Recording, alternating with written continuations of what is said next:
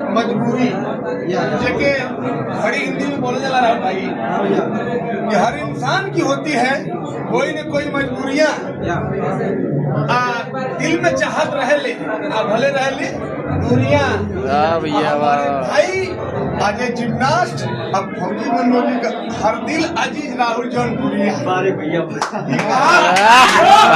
भाई खाली बार बार ना जब फोटो में आओ ना वीडियो में आओ फेसबुक पे आओ ना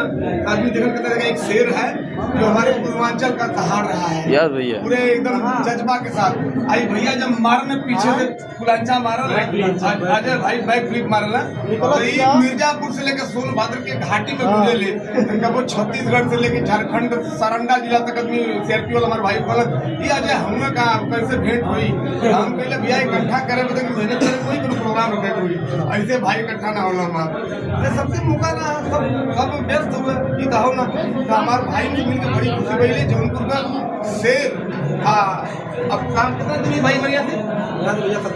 70 किलोमीटर यहाँ से 70 है हमारे यहाँ से हो जाए 150 किलोमीटर एक वजह से राहुल से मिला बड़ा मुश्किल हो जाला लेकिन दिल में उतना प्यार रहा हमेशा प्यार बरकरार रही ऐसा प्यार बने रहा ऐसा करता मुझे आज बहुत खुशी